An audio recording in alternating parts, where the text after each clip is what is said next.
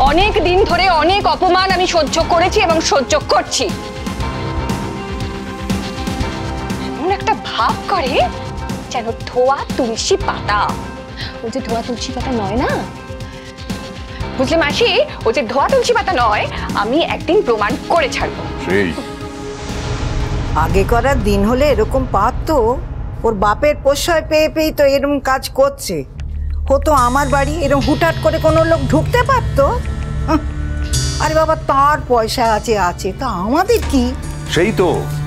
আর jumbo Ankita যখন হামলে পড়লো সুযোগ সুবিধা আদায় করার জন্য, তখন তো এই কথাটা বললেন না মা? প্রথম আলাপে যে এই কথাগুলো বলা যায় না, সেটা তো তাদের ক্ষেত্রেও প্রযোজ্য। এটা তো বলা উচিত নয়। আরে বাবা, ছেলে মানুষ বলে ফেলেছে তো কি হয়েছে? এটা সেই সময় বিশেষে ছেলে মানুষ, সময় বিশেষে বড় মানুষ, এরকমগুলো তো চলে না। নিজের স্ট্যান্ড পয়েন্টে তো টিকে থাকতে হয়। মাসি, ওই বলছিলাম যে মিঠুদি তো আজকে আসেনি, তো রাতের রান্নাটা কি হবে? আজকে তো আমরাই, ওরা তো ওদের পছন্দ মতো রান্না বান্না করে কখন ওপরে উঠে গেছে। এক কাজ করো না, তুমি বরং রান্নাটা চাপিয়ে দাও, আমি আসছি। মাসি, আমি এক কথা কতবার বলবো? আমি তোমাকে বলেছি না যে আমি বাড়িতে বসে আছি মানে এই নয় যে আমি রান্না বান্না করব। তুমি না আমাকে শ্রীময়ীর সঙ্গে গুলিয়ে ফেলছো। ও মা, সে কি কথা? বলি বৌমার সঙ্গে তোমাকে গোলাতে যাব কেন? ও ছিল গৃহবধূ, তুমি কি আর গৃহবধূ? তুমি কত বড় চাকরি করা মেয়ে। আমি ওই যতটা পাচ্ছি ততটাই করছি। আমার তো গাঁটে গাঁটে ব্যথা না বরাবরই। চুন, তোমার লজ্জা করে না? একজন বয়স্ক মানুষ রান্না করবে আর তুমি বসে বসে খাবে? ধরো আমি যদি তোমার বাড়িতে না আসতাম আর একই ঘটনা ঘটতো, তাহলে কি হতো? হ্যাঁ অনিন্দ, তাহলে তোমার বাড়িতে রান্না বান্না হতো? তুমি যদি এ বাড়িতে না আসতে তাহলে এই সমস্ত ঘটনা কিছুই ঘটতো না। তুমি যদি এ বাড়িতে না আসতে শ্রীময়ের সঙ্গে আমি আলাদা হতাম না। আয় দিঠি। বাবা, তোমায় একটা কথা বলবো। দেখো, বৌমা জানলে হয়তো খুবই রাগারাগি করবে। না না, বলুন না।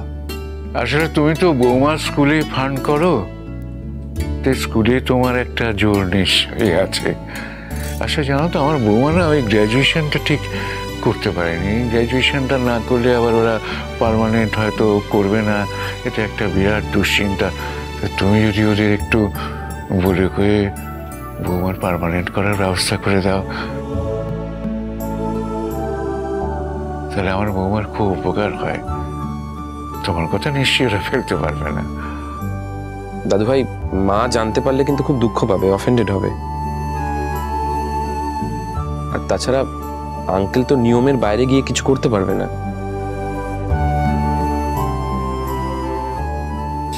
ডিঙ্কা, তোমার মাকে বলো গ্র্যাজুয়েশনটা কমপ্লিট করতে, ওটা দরকার আছে। আর এপ্রিল মাসে আমাদের ওখানে আমরা একটা ফেস্টিভ্যালের আয়োজন করছি। আমরা প্রবাসী বাঙালিরা। হ্যাঁ, সংকল্প বলছিল তো।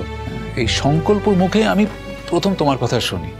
ও আমাকে তোমার সম্বন্ধে খুব প্রশংসা করছিল, বলছিল তুমি খুব ভালো গান গাও, তোমার অনেক পপুলারিটি হয়েছে। ইনফ্যাক্ট আমাদের অ্যাসোসিয়েশনের তরফ থেকে তোমার কাছে গত বছরই একটা আমন্ত্রণ গেছিল, বাট তুমি বোধহয় খুব একটা ইন্টারেস্ট শো করোনি। এই বছর আবার আমাকে সংকল্প রিমাইন্ড করলো। তো ধরো, যদি আমাদের অ্যাসোসিয়েশনের তরফ থেকে তোমাকে ইনভাইট করি আমরা গান গাইবার জন্য ওখানে, তো তুমি কি যাবে? অবশ্যই পূর্ণ পারিশ্রমিক সমেত। হ্যাঁ, নিশ্চয়ই যাব, কেন যাব না। আর মাকে সঙ্গে আনো। মাকে সঙ্গে আনবো?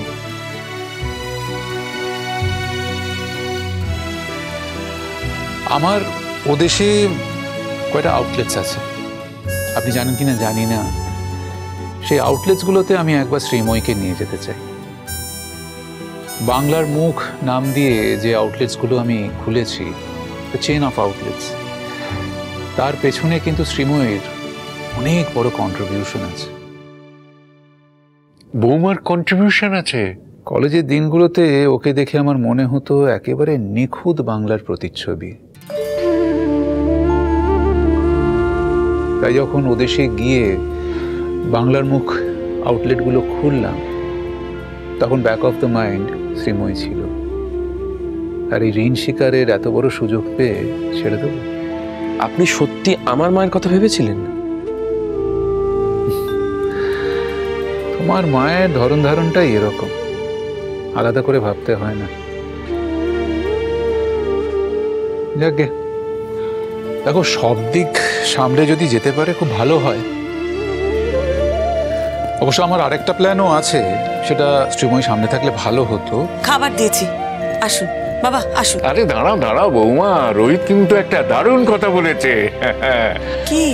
আমি তো তোমাকে বলেছি শ্রীময়ী যে আমি অধ্যাপনা ছাড়াও বিলেতে একটা চেইন অফ স্টোর্স চালাই, বাংলার মুখ।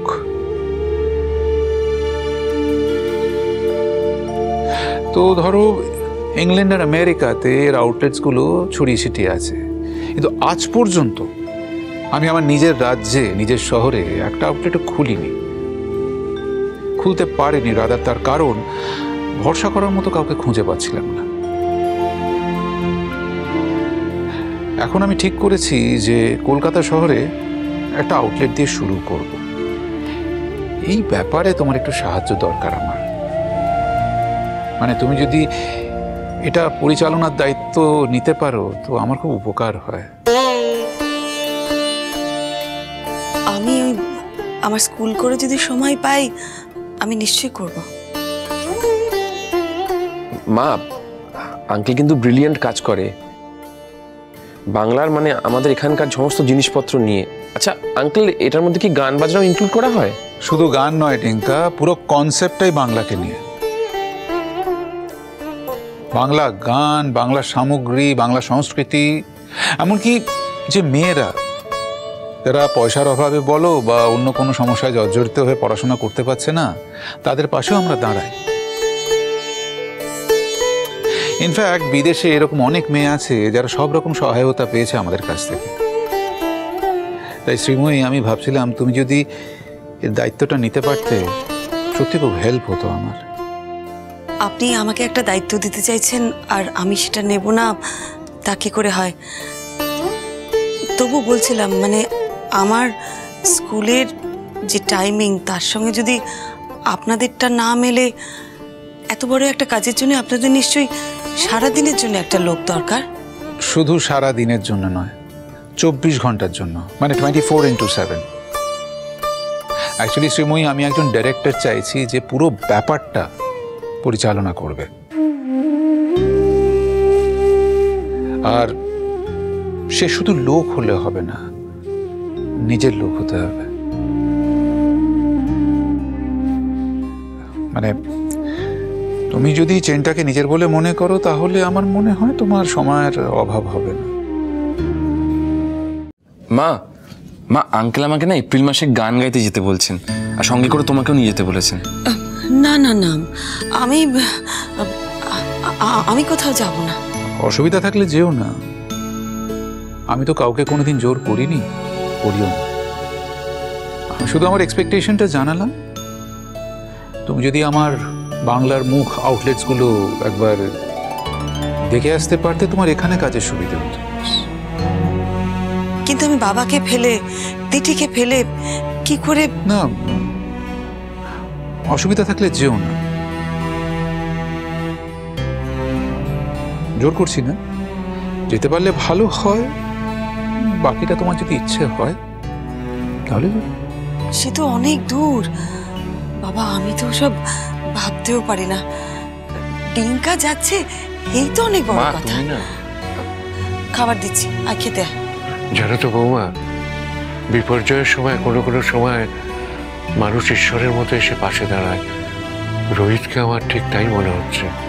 আপনি কি বলছেন মেসোমশাই? আমি কোনো ঈশ্বর টিশ্বর নই। আমি খুব স্বার্থপর একজন মানুষ, তার উপর আবার ব্যবসাদার। আমি সম্পূর্ণ নিজের সুবিধার কথা মাথায় রেখেই বলছি। আমি জানি ভালো করে জানি যে শ্রীময়ীর মতো আরেকজন ডেডিকেটেড, অনেস্ট আর হার্ডওয়ার্কিং কাউকে আমি কলকাতা শহরে পাবো না। ছিল সুখী গৃহকোণ, সবাই সম্পূর্ণ নিজের প্রফিটের কথা মাথায় রেখে বলছি। রোজ নাম চায় তবু তুমি যদি দায়িত্বটা নাও, আমি খুব খুশি হব।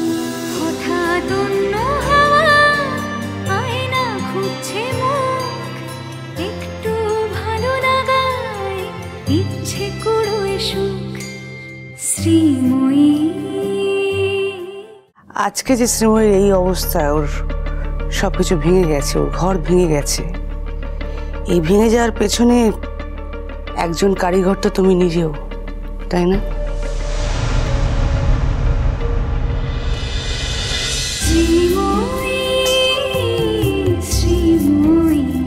স্টার জলসার প্রিয় শো দেখার জন্য সাবস্ক্রাইব করুন আমাদের ইউটিউব চ্যানেলে এবং আপডেটেড থাকার জন্য প্রেস করুন বেল আইকন। চলো চলো চলো চলো পাল্টাই।